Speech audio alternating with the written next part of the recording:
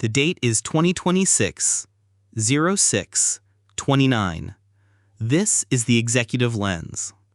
The biggest story today is the reported U.S. Iran agreement to suspend attacks in the Strait of Hormuz, even as Iran has not publicly confirmed the deal and the ceasefire remains under pressure. The New York Times reports that a U.S. official said the United States and Iran agreed to halt attacks in the Strait of Hormuz and allow vessels to move freely.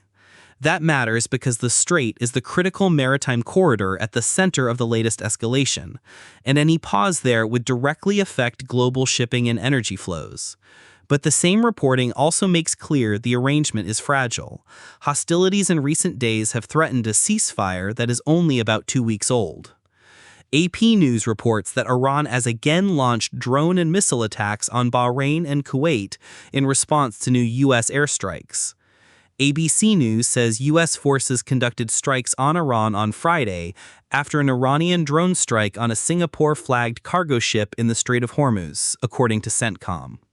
Taken together, the reporting shows a conflict that is still active, still maritime in focus, and still capable of spreading across the Gulf despite diplomatic signals. Al Jazeera's live updates say the IRGC claimed 8 U.S. military sites were destroyed, though that claim has not been independently confirmed in the material provided here.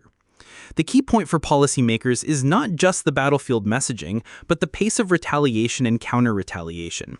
Even if talks are underway, the operational tempo suggests both sides are still testing leverage while trying to avoid a broader regional war. On government actions, the White House and Pentagon are now facing the funding question. House Republican Mark Harris said on Sunday that Congress will probably need to use reconciliation to provide additional Pentagon funding for the Iran war, according to the reporting provided.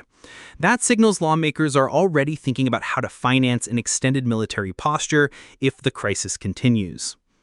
Also from official sources, CENTCOM is the source cited by ABC News for the Friday strikes tied to the cargo ship attack. That places the U.S. response squarely in the military chain of command and confirms the administration is treating the maritime attack as a trigger for direct action. Here is the story most people missed. The Washington Post reports President Trump said work will begin September 1 on the public East Potomac Golf Course, despite a federal judge's warning of serious consequences if the administration starts major work without approval and advance notice to the court. That is a separate domestic dispute, but it shows the administration is simultaneously managing foreign crisis escalation and legal friction at home. What to watch today? First, whether Iran publicly confirms or rejects the reported Strait of Hormuz pause. Second, whether CENTCOM announces any further strikes or defensive deployments.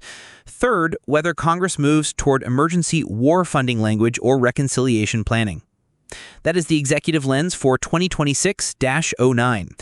Sources in the episode notes. Back tomorrow.